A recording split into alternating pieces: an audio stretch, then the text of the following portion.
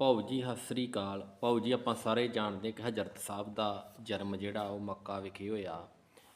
ਜਗਤ ਗੁਰੂ ਸਵਾਮੀ ਸ਼੍ਰੀ ਜੀ ਦੀ ਸਭਾ ਵਿੱਚ ਇੱਕ ਬੱਚੀ ਨੇ ਸਵਾਲ ਕਰਕੇ ਸਾਰਿਆਂ ਨੂੰ ਹੈਰਾਨ ਕਰ ਦਿੱਤਾ ਕਿ ਜਿਹੜਾ ਸ਼ਿਵਲਿੰਗ ਆ ਉਹ ਮੱਕੇ ਮਦੀਨੇ ਦੇ ਵਿੱਚ ਹਿੰਦੂ ਵੀਰਾਂ ਦਾ ਵਾ, ਅਤੇ ਉੱਥੇ ਹੁਣ ਹਿੰਦੂ ਵੀਰ ਪੂਜਾ ਕਿਉਂ ਨਹੀਂ ਕਰ ਸਕਦੇ।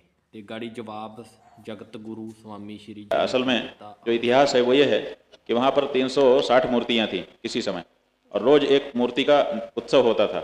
बहुत विशाल तीर्थ था वो पहले से ही। और जो मुख्य शिवलिंग है वो मखेश्वर महादेव थे। मख माने हमारे यहाँ होता है यज्ञ, तो यज्ञ भूमि थी वो मखेश्वर महादेव। उस मखेश्वर महादेव की पूजा वहाँ मुख्य रूप से होती थी। बाद में जब ये आंदोलन चला, जैसे अपने देश में स्वामी दयानंद एक हो गए, वो हिंदू घर के ही थे और बाद में सन्यासी भी हुए थे, लेकिन उन्होंने मूर्ति पूजा से इनकार कर दिया। उसी तरह से वहाँ पर भी पुजारियों के परिवार का एक लड़का जिसका नाम मोहम्मद था, उसने मूर्ति की पूजा से इनकार कर दिया कि ये नहीं करूँगा। और बाद में जैसे जैसे वो सक्षम हुआ, उसने अपने लोगों को भी प्रेरित किया कि आप भी मत करो, और फिर मूर्ति पूजा का विरोध शुरू कर दिया। मूर्ति पूजा का विरोध करने के बाद वहाँ पर लड़ाइयाँ होने लगीं, और फिर कई लड़ाइयाँ हुई। अंत में उनको जगह भी छोड़ करके जाना पड़ा, दूसरी जगह जिसको हिजरत कहते हैं वो लोग। लेकिन वो लोग अपनी लड़ाई जारी रखे थे।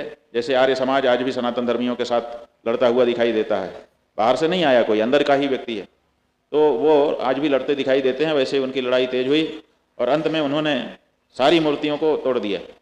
लेकिन जब मुख्य मूर्ति के ऊपर प्रहार करने के लिए आए तो वहाँ के लोगों ने कहा कि अब बहुत बहुत हो गया है, इससे ज़्यादा अब नहीं होना चाहिए। उन्होंने कहा नहीं, हम मूर्ति की पूजा को नहीं स्वीकार करते हैं।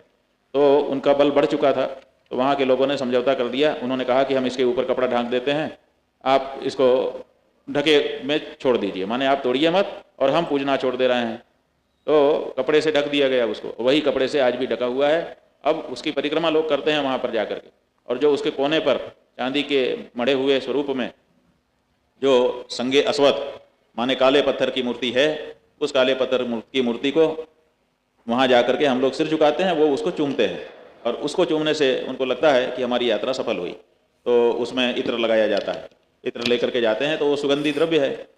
त्र्यंबकम यजामहे सुगंधिम पुष्टिवर्धनम उर्वारुकमेव वंदनान मृत्योर्मुक्षीयमामृतात्। अमृतत्व की प्राप्ति के लिए भगवान को सुगंधी द्रव्य चढ़ाने का नियम है। वो लोग अभी सुगंधी द्रव्य वहाँ चढ़ा रहे हैं, इसलिए एक तरह से पूजा हो रही है। वो मखेश्वर महादेव है, मखेश्वर महादेव को ही मक्केश्वर महादेव माने मक्का बुलाते हैं। ठीक है। हाँ जी दोस्तों, संसार ते ਜਦੋਂ ਤੋਂ ਵੀ ਉਸ ਅਕਾਲ ਪੁਰਖ ਨੇ ਵਾਹਿਗੁਰੂ ਨੇ ਦੁਨੀਆ ਸਾਜੀ, ਕਈ ਉਥਲ ਪੁਥਲ ਹੋਈਆਂ, ਕਈ ਕੁਝ ਹੋਇਆ।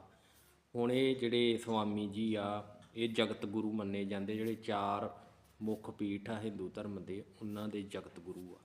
ਕੀ ਤੁਸੀਂ ਇਸ ਸਵਾਲ ਨਾਲ ਸਹਿਮਤ ਹੋ?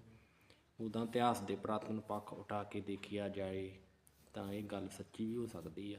ਕੁਝ ਇਤਿਹਾਸਕਾਰ ਇਹਨੂੰ ਮੰਨਦੇ ਵੀ ਆ, ਕੁਝ ਨਹੀਂ ਵੀ ਮੰਨਦੇ। ਬਾਕੀ ਤੁਸੀਂ ਕਮੈਂਟ